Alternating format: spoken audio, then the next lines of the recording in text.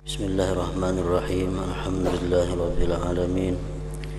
Wassalatu wassalamu ala asyrafil anbiya wal mursalin Sayyidina Maulana Muhammadin wa ala alihi wa ashabihi ajma'in. Qala al-musannifu rahimahullah wa nafa'ana bi ulumihi fid dharain amin. Yang keempat, adab-adab mandi, aturan-aturan mandi. Apabila engkau junub sama ada karena bermimpi atau jima, maka bawalah sebekas air ke bilik mandi dan mulakan dengan membasuh kedua tanganmu 3 kali. Dan tinggalkan segala kotoran daripada badanmu. Kemudian hendaklah engkau berwudu seperti wudu yang engkau buat untuk sembahyang, beserta dengan segala doa-doanya. Dan kemudian kan membasuh kedua kakimu supaya air tidak jadi sia-sia.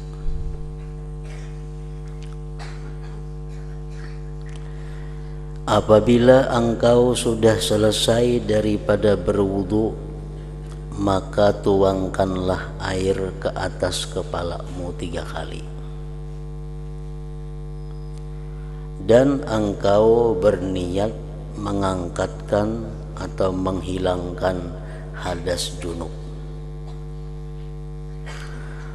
Kemudian tuangkanlah air ke sebelah badanmu yang kanan dan ikutilah dengan sebelah kiri. Dan gosoklah bahagian hadapan dan belakang daripada badanmu dan selati rambut di kepalamu dan juga janggutmu. Dan sampaikan air ke tempat-tempat yang berlipat-lipat seperti telinga, ketiak, lipatan-lipatan tubuh. Dan sampaikan air ke tempat-tempat yang berlipat-lipat daripada badanmu dan tumbuh rambut.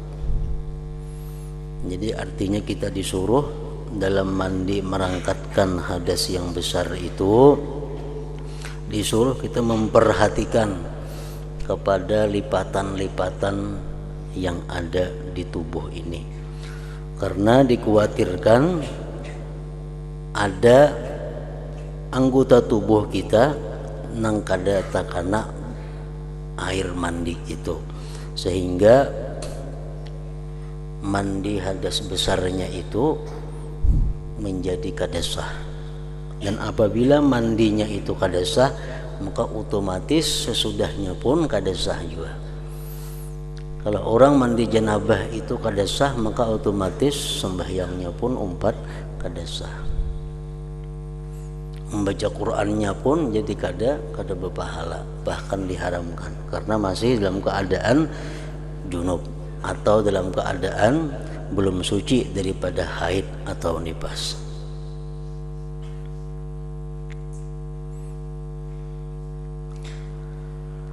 Dan tempat tumbuh rambut, sisingut, janggut itu semuaan diperhatikan supaya banyu itu bujur-bujur sampai ke tempat tumbuhnya.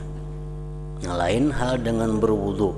Kalau berwudu, orang-orang yang punya janggut tebal itu cukup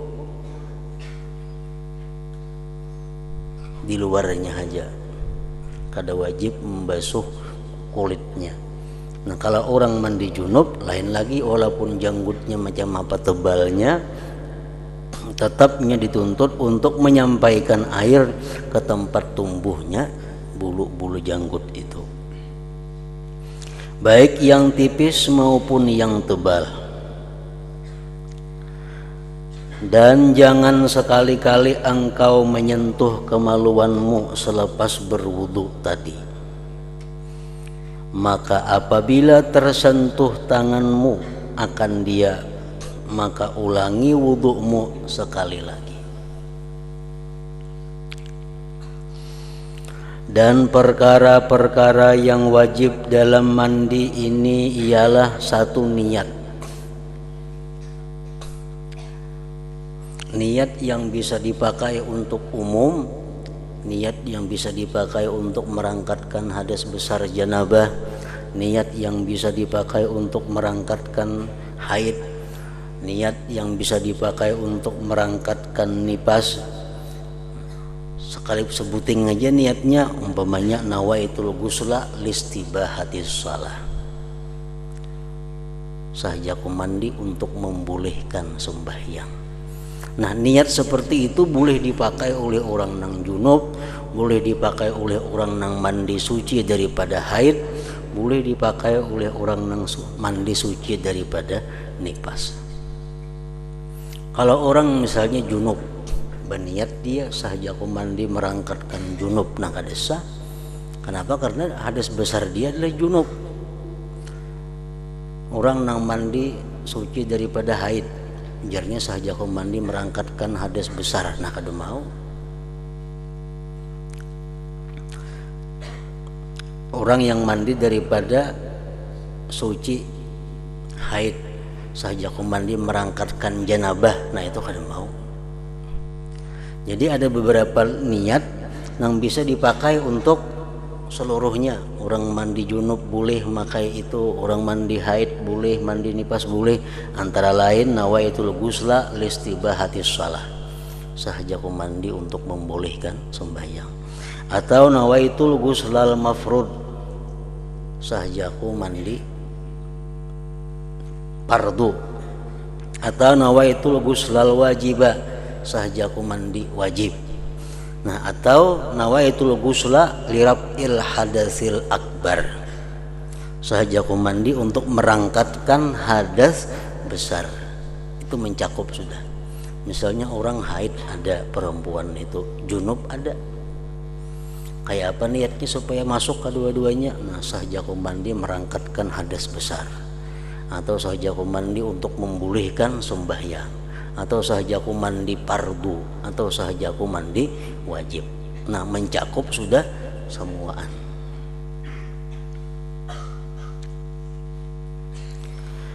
Yang kedua, menghilangkan najis jika ada. Jadi sebelum mandi janabah itu mesti dihilangkan dahulu najis-najis yang ada di tubuh. Yang ketiga, meratakan air ke seluruh anggota badan. Nah, itu rukun-rukun mandi, perkara-perkara yang diwajibkan sebelum mandi dan waktu mandinya. Dan perkara yang wajib dalam wudhu ialah satu, niat, rukun wudhu. Yang kedua, membasuh muka sekali, itu wajib. Yang ketiga, membasuh kedua tangan sampai kedua siku juga sekali, 3 kali sunat. Yang keempat, menyapu sebagian daripada kepala sekali juga. Yang kelima, membasuh kedua kaki sampai ke buku lali sekali.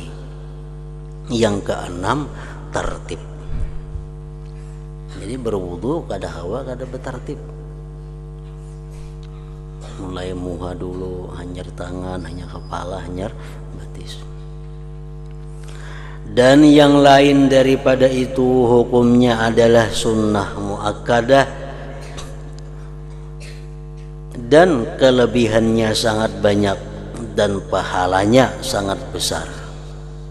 Dan orang yang tidak mengambil berat, orang yang menganggap inting dengan yang sunat ini adalah rugi.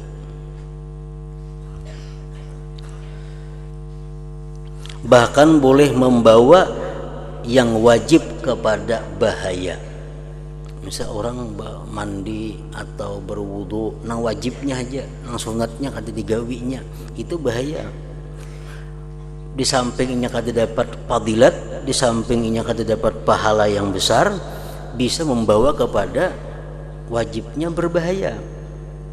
Karena perkara-perkara yang sunat merupakan penampung kepada kekurangan yang ada pada yang wajib-wajib itu. Nah, jadi kesimpulannya, adab mandi ini sebagaimana yang disusun oleh para ulama, di antaranya tartibnya mandi itu adalah yang pertama dilakukan sebelum mandi merangkatkan hadas besar itu ayyabula qablal ghusl. Itu pertama dilakukan dulu. Ayyabula qablal ghusli, bahwa dia kencing sebelum mandi. Itu sunat. Bakamih dahulu sebelum mandi janabah itu.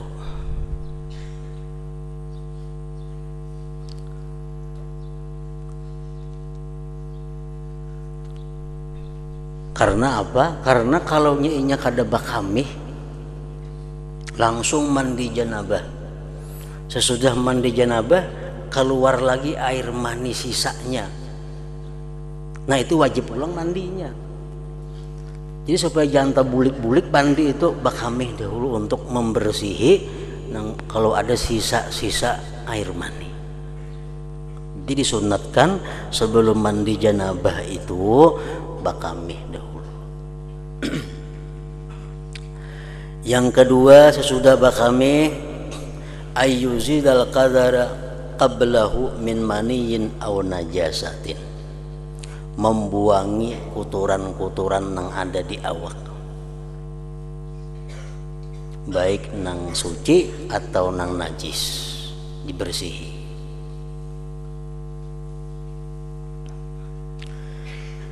Yang ketiga, ayyastaqbilal kiblat, sunat dia menghadap kiblat mandi itu. Wayakuma, dan berdiri. Nah, kalau berwudu kan berduduk, kalau yang baik. Nah, kalau mandi ini berdiri. Kemudian ayyatiya bil basmalah, bismillahirrahmanirrahim.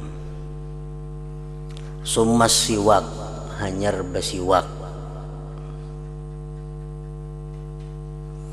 Summa ghaslil kaffain, hanyar membasuh telapak tangan kiri kanan 3 kali.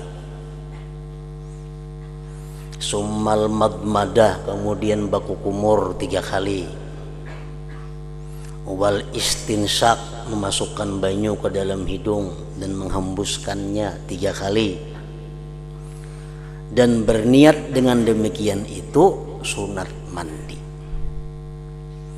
Jadi waktu membasuh 2 telapak tangan 3 kali niatnya sunat mandi. Baku kumur sunat mandi juga niatnya. Memasukkan banyu ke dalam hidung berniat sunat mandi juga.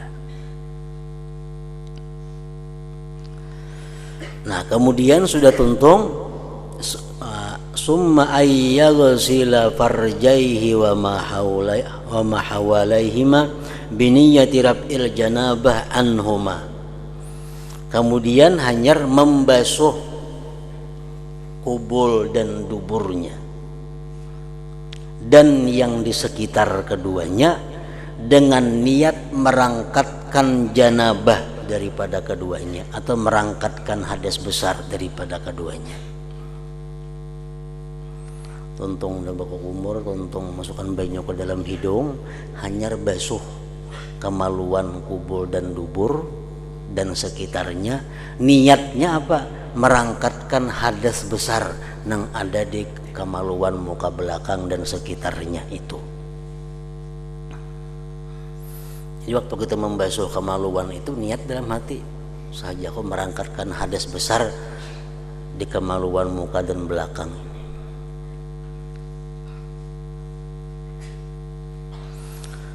Nah kemudian urutannya hanyar berwudu. Hanyar berwudu.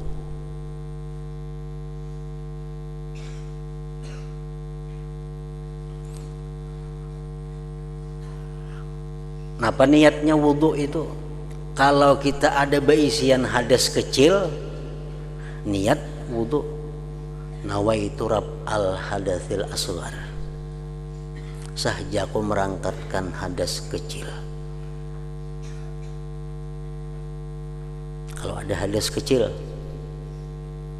maka niatkan berwudu itu merangkatkan hadas kecil. Amunnya kada ada hadas kecil bang, tapi inya junub. Misalnya orang guring berduduk,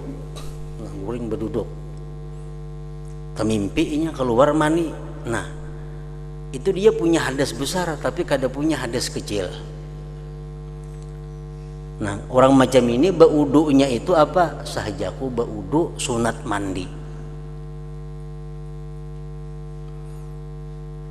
Nawaitu sunnatal wudu lil ghusli, itu niatnya. Nawaitu sunnatal wudu lil ghusli. Sahajaku melaksanakan sunat wudu untuk mandi.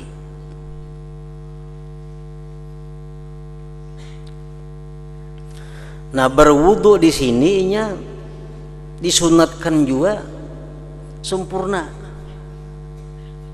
Maka ulangi lagi membaca Bismillahirrahmanirrahim, ulangi pulang basiwak, ulangi membasuh dua telapak tangan, baku kumur, memasukkan banyu ke dalam hidung 3 kali. Jadi wudunya wudu sempurna.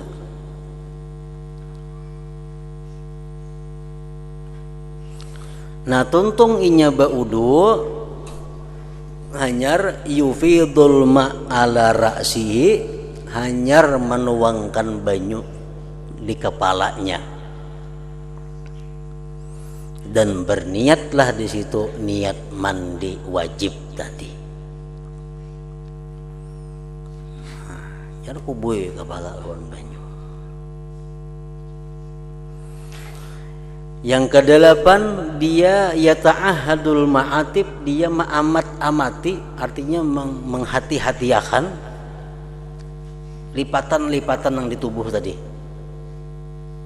Mencam telinga itu mesti sangat hati-hati.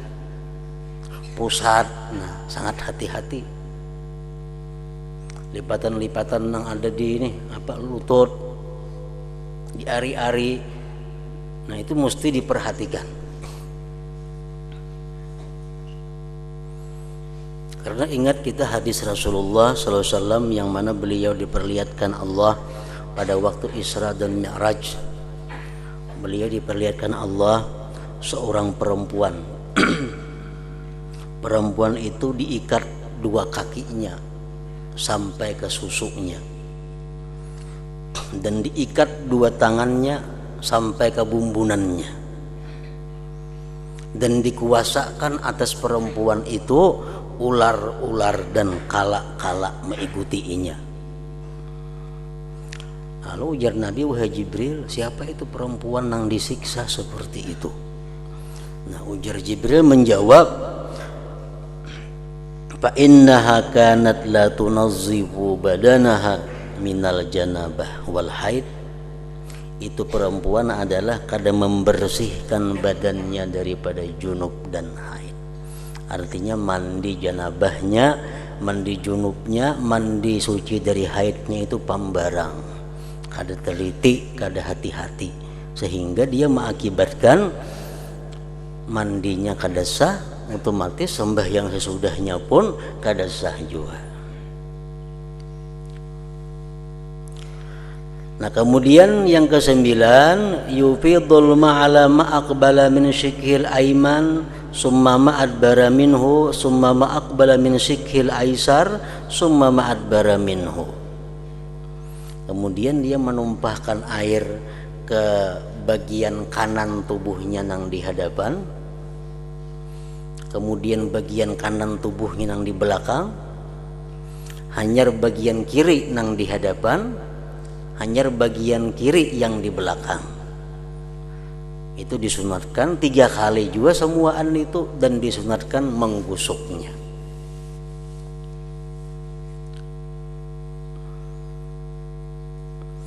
Nah selesai itu hanya ayyatia biddu'a kadu'a il wudu, hanya dia mendatangkan dengan doa seperti doa wudu itu. Asyhadu an la ilaha illallah wa asyhadu anna muhammadar rasulullah wa maj'alni minat tawabin wa ja'alni minal mutatahhirin, itu sekurang-kurangnya. Nah jadi macam itulah yang disusun oleh sebahagian ulama mengenai tertib aturan urutan mandi janabah atau mandi merangkatkan hadas yang besar tadi.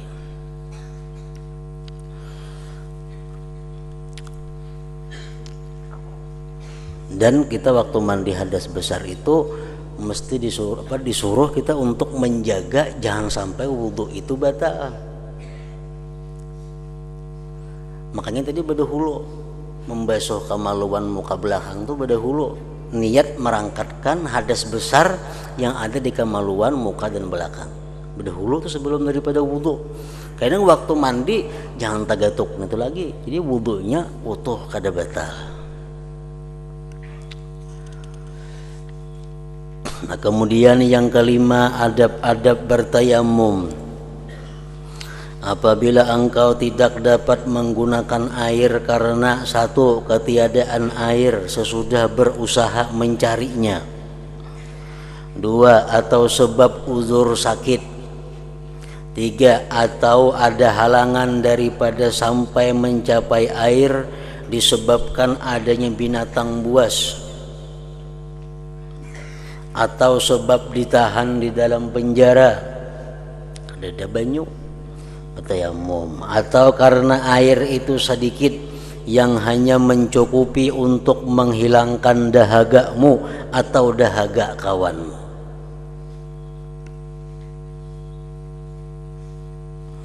atau karena air itu milik orang lain yang dia tidak mau menjualnya kecuali dengan harga yang lebih mahal daripada harga biasa. Nah itu hal-hal yang menyebabkan kita boleh bertayamum. Maka dalam keadaan-keadaan ini hendaklah engkau menunggu sehingga masuk waktu sembahyang fardu.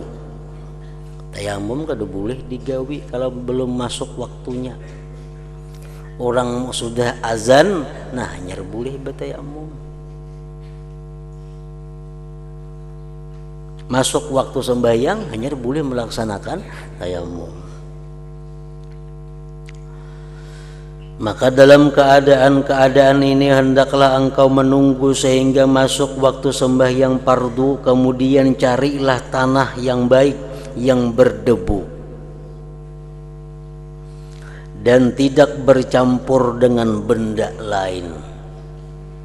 Tanah berdebu yang murni. Tanah itu suci dan lembut.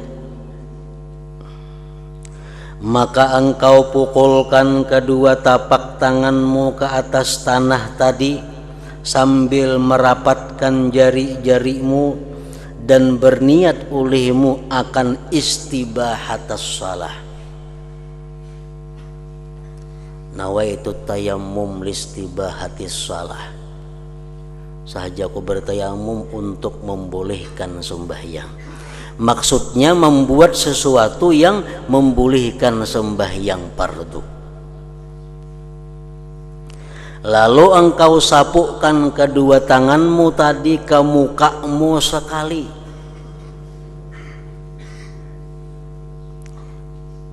Dan janganlah engkau bersusah-susah untuk memastikan debu itu sampai ke tempat tumbuh rambut.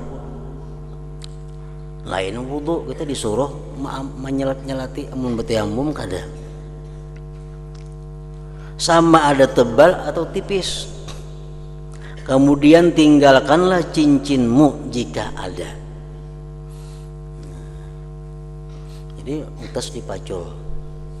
Sunat macul utas waktu kita menyapu muha, dan wajib melepaskan utas pada waktu membasuh tangan. menyapu tangan. Jadi cara tayamum kayak apa? Ini tanah nang ada berdebu, kita andak dua tangan kita, rapatkan jari, andak ke situ.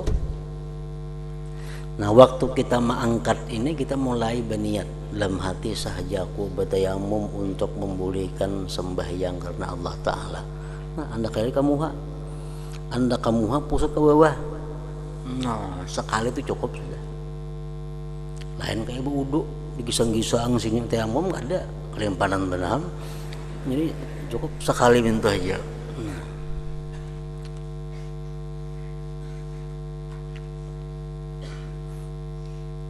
Itu sekali pukulan ngarannya.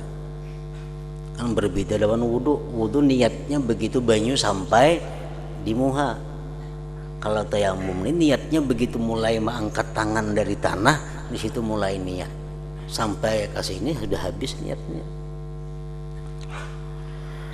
Kemudian engkau pukulkan pula kedua tanganmu atas tanah sambil merenggangkan di antara jari-jarimu, dan sapulah akan kedua tanganmu sehingga sampai pada kedua sikumu. Itu mesti dipacul utas nih. Besuhan yang kedua, pukulan yang kedua ini wajib mencabut utasnya. Gelang jamnya habis semua dipaculi. Kalau pertama tadi rapatakan jari, nah nang untuk tangan nih ranggangkan jari, andak ke tanah. Andak jangan bakas nang tadi berpindah ke lain bakasnya. Nah hanya ya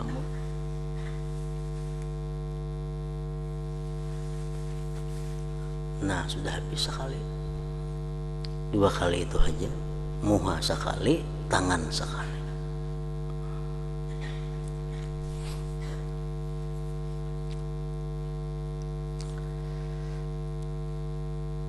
Jikalau dua pukulan ini masih belum mencukupi, maka pukulkanlah pula tanganmu ke atas tanah sehingga dapat engkau menyapu tanganmu dengan sempurna.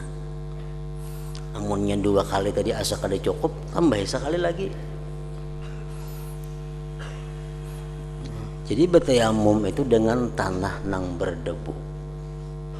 Dinding rumah misalnya berdebu, boleh kawah jadi dipakai, tiga pakan tangan ke situ, hanya sepuluh kan. Rancak kayak kaca motor tuh berdebu kalau kelihatan. Nah tiga pakan tangan di situ, kau bertayamum, asal ada debunya.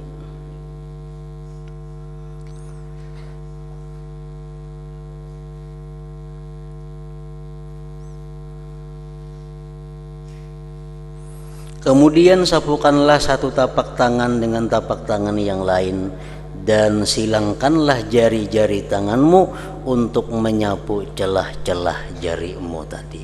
Yang tadi kita andak tangan ke sini, andak di sini, nah diputar, stop pinggir sini, hanya sini pulang, ke sini, nah.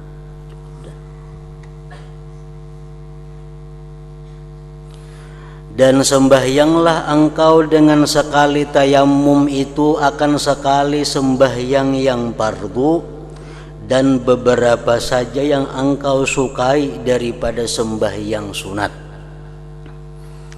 Dan apabila engkau berkehendak pula membuat sembahyang fardu yang lain, maka perbuatlah olehmu tayamum yang baru. Jadi tayamum ini kekuatannya hanya untuk sekali sembahyang fardu, sama ada sembahyang fardu yang biasa atau sembahyang fardu yang dinadarkannya. Kekuatannya hanya untuk sekali. Orang bernazar sembahyang tarawih 20 rakaat. Nah, sembahyang tarawih jadi wajibnya. Maka dia bertayamum tiap-tiap 2 rakaat. Tuntung 2 rakaat tayamum, nyar pulang sembahyang, untung tayamum pulang. Kenapa? Karena tarawihnya jadi wajib sebab dinazarkannya. kekuatan tayamum hanya untuk sekali yang fardu dan beberapa banyak yang sunat.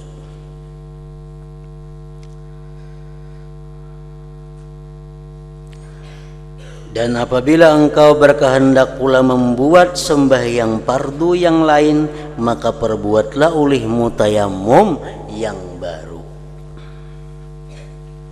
Sebahagian ulama ada yang menyusun bahwa ada 16 hal yang membedakan antara tayamum dengan wudu. Ada 16 perkara yang membedakan tayamum dengan wudu. Yang pertama bedanya, tayamum itu la yarfa'ul hadas. Tayamum tidak merangkatkan hadas. Lain hal wudu, wudu merangkatkan hadas. Jadi kalau kita bertayamum, sahaja kau bertayamum untuk merangkatkan hadas, kada sah tayamumnya. Karena tayamum kada untuk merangkatkan hadas. Tayamum cuma gunanya untuk sekedar membolehkan sembahyang misalnya. Nah, jadi tayamum kada merangkatkan hadas, sedangkan wudu merangkatkan hadas.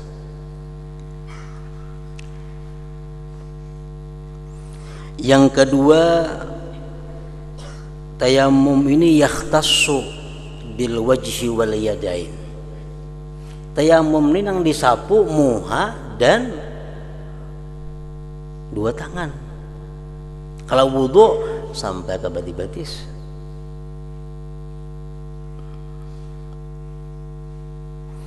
Yang ketiga, bedanya wudu lawan tayamum itu wala yasihhu qabla al-istinja. Tayamum itu tidak sah sebelum istinja. Nah, kalau wudu sah sebelum istinja. Misal bakameh kita, tuntung bakameh belum bebesuh lagi baudu berdahulu. Tuntung baudu hanya bakuboy, boleh aja itu.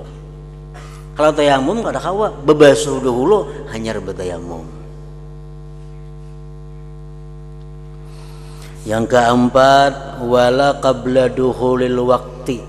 Bertayamum tidak boleh sebelum masuk waktu sembahyang. Kalau berwudu bebas bila-bila kan. Ada jadi masalah.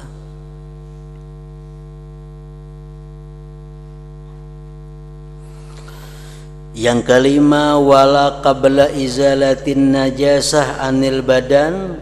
Tidak boleh bertayamum sebelum menghilangkan najis dari badan. Misalnya kita ada najis di batis atau ada najis di parut umpamanya, ada najis di mana di awak. Nah, buangnya dulu najis, hanya bertayamum. Kalau berwudu kada jadi masalah, berdudi kan menghilangkan najisnya itu kada apa-apa.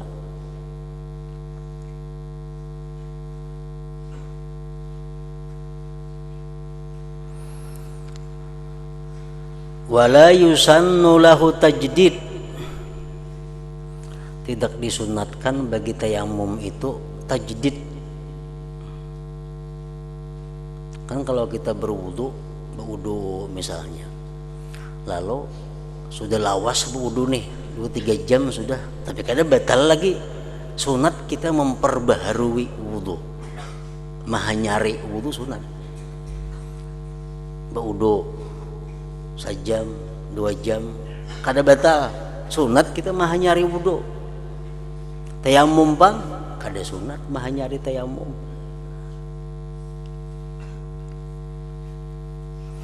Yang ketujuh, wala minal asibi safarihi qabla taubah. Tidak boleh bertayamum itu orang yang maksiat dengan musafirnya sebelum dia tobat. Umpamanya seorang perempuan kada diberi izin oleh suaminya musafir. Seorang perempuan kada diberi izin musafir. Berarti ini perempuan artinya musafirnya maksiat. Nah, dalam perjalanan ini kada boleh bertayamum. Lain halnya berwudu. berwudu boleh aja. Yang kedelapan, wala biniyati tayammum, tidak boleh dengan niat tayamum. Misalnya sahja aku bertayamum lillahi ta'ala, bolehlah, kada boleh.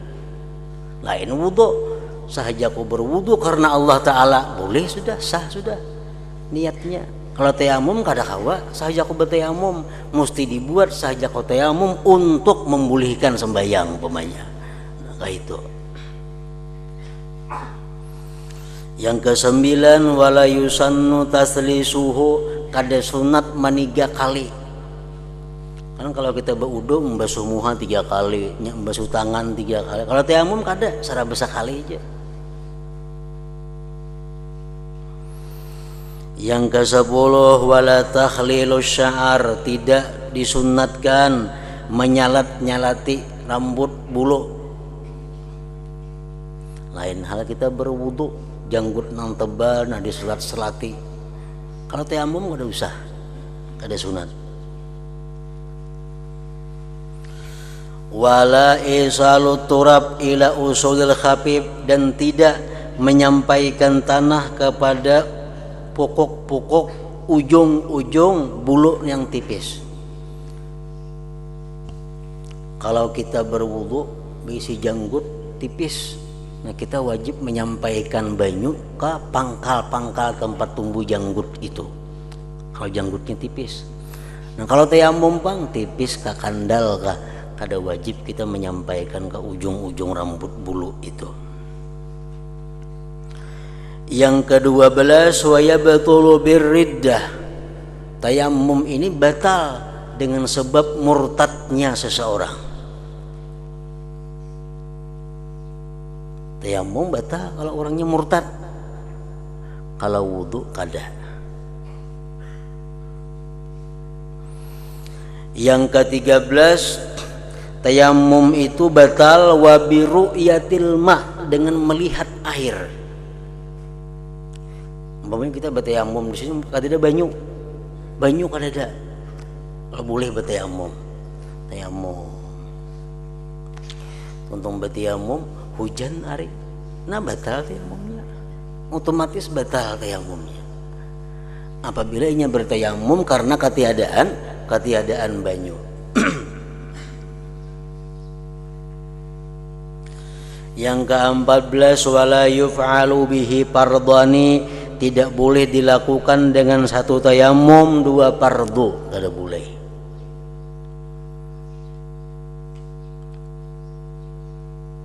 Kalau berwudu kada jadi masalah berapa fardu kah. Yang ke-15, wala fardun biniyati naflin, yang ke-15 tidak boleh melaksanakan yang fardu dengan niat yang sunat. Contohnya, inya bertayamum niatnya untuk membolehkan membaca Al-Quran, mencapai Al-Quran, atau inya bertayamum dengan niat dibolehkan sembahyang duha umpamanya nih. Sahja aku bertayamum untuk membolehkan sembahyang duha. Nah, tayamum mainnya tayamum dipakai untuk sembahyang wajib kada kawa, dipakai untuk sembahyang zuhur kada kawa. Kenapa? Karena niatnya sahaja aku bertayamum untuk membolehkan sembahyang duha.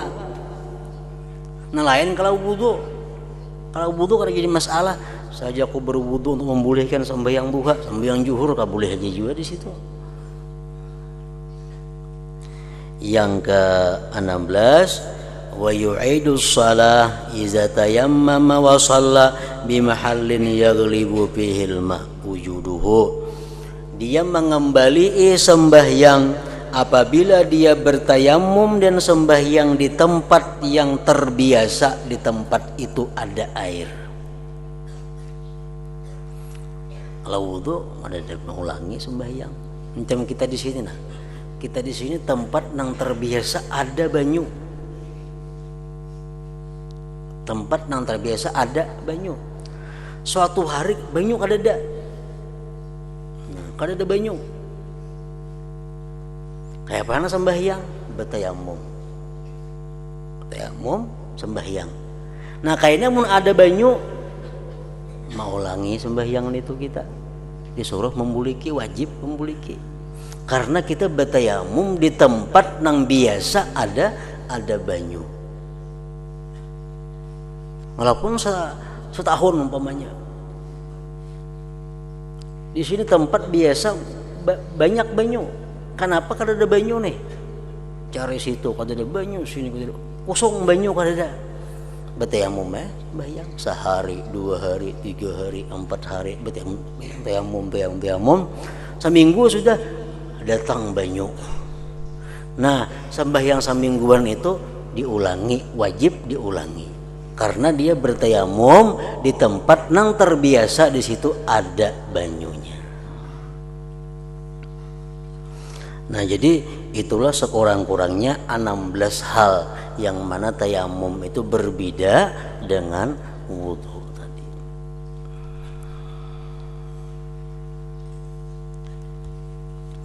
Nah kemudian yang keenam, adab-adab atau tata cara pergi ke masjid.